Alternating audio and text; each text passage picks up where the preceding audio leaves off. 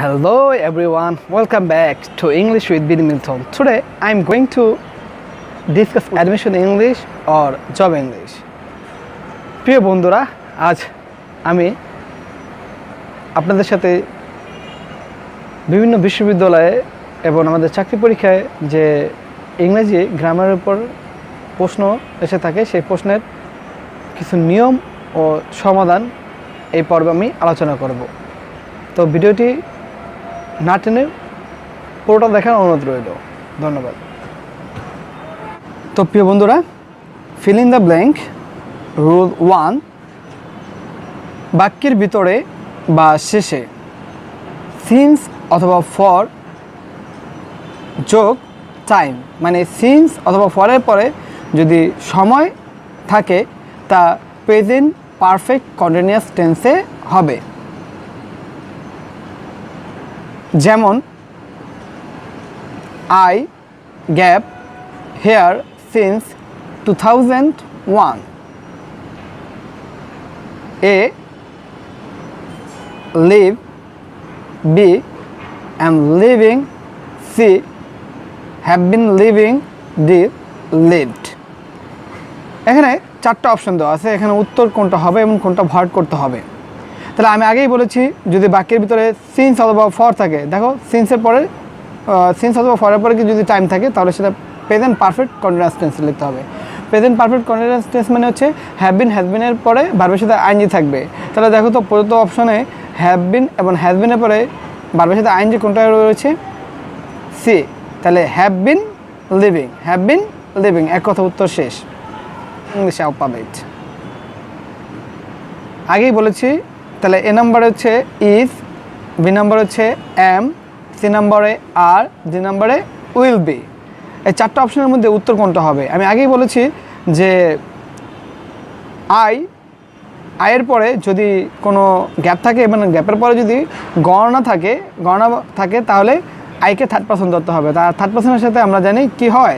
Is. তাহলে এখানে answer হবে ইজ। সর্বসময় মনে রাখতে হবে সিঙ্গুলার সাবজেক্টের সাথে সিঙ্গুলার ভার্ব, প্লুরাল সাবজেক্টের সাথে প্লুরাল ভার্ব। যেমন I gap going to market,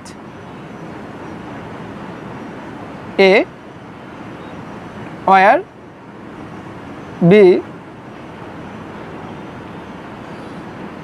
has been, D am, E will. তাহলে এই অপশনের ভিতরে আমি একটু খেয়াল করি, আই একটা ফার্স্ট পারসন, আর ফার্স্ট পারসনের সাথে কী বসে? এম। উত্তর হবে এম। এম কিসে আছে দেখি? হ্যাঁ, okay. They gap walking the road, এবার একটু খেয়াল করে, A are, B was, C has, D shall. Rule 4, বাক্যের ভিতরে এমন কিছু ওয়ার্ড বা সাবজেক্ট ব্যবহৃত হয় যা বাক্যের ভিতরে তেমন কোনো ভূমিকা রাখে না, এদের বলা হয় মিডলম্যান, মানে দালাল।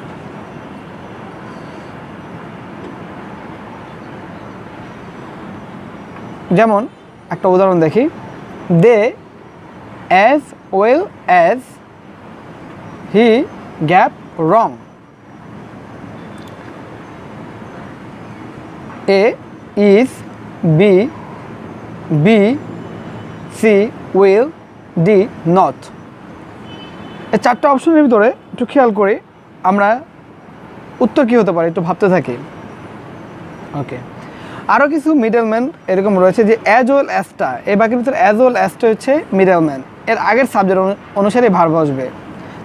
তাহলে একটু খেয়াল করে আরও কিছু middleman, together with, in addition to, accompanied by, in consultation with ইত্যাদি।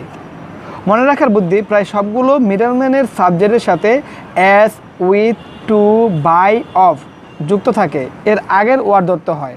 অর্থাৎ তাহলে অ্যাজ ওয়েল অ্যাজ, তাহলে অ্যাজের আগে কী আছে? দে। তাহলে এই দে অনুযায়ী ভার্ব হবে, তাই দে এর সাথে কী হয়? দে, এখানে ইজ আছে, ইজ তো হবে না, বি একটু পরে দেখি আমি উইল হচ্ছে না, কারণ উইলের পরে ভার্ব ওয়ান হয় নাই, নট তো হবেই না, তাহলে বি মানে অ্যামিদার ওয়াজার, তাহলে এখানে অ্যান্সার হবে হচ্ছে বি।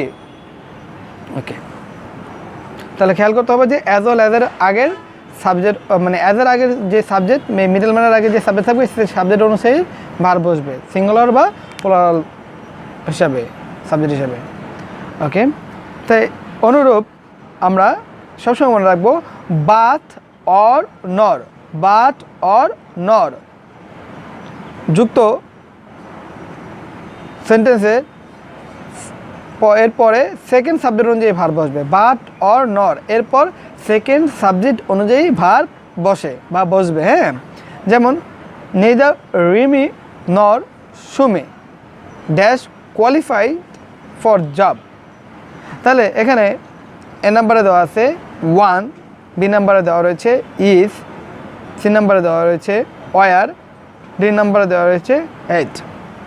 তাই আমরা একটু খেয়াল করি রিমি নর সুমি, তাহলে রিমি নর সুমি, এখানে নরের পরে যে সাবজেক্ট আছে সেই সাবজেক্ট অনুসারেই ভার্ব বসবে, তাই সুমি, তাহলে সুমির সাথে কী হবে, সুমি ইজ কোয়ালিফাইড, ওয়ান হবে না কারণ ভার্ব বসবে, ওয়ার প্লুরাল তাই হবে না, যেহেতু এটা প্রেজেন্ট টেন্সে নির্দেশ করছে।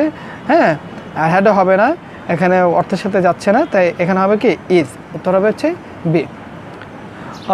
পরবর্তী ভিডিওটা দেখার জন্য অনুরোধ রইল। পরবর্তীতে এরকম আমরা প্রতিটি ভিডিওতেই 5টি করে রুলস আলোচনা করব, আর এই রুলসগুলো দেখার পরে আমরা বেশি বেশি আরও চর্চা করবো আসে। ধন্যবাদ।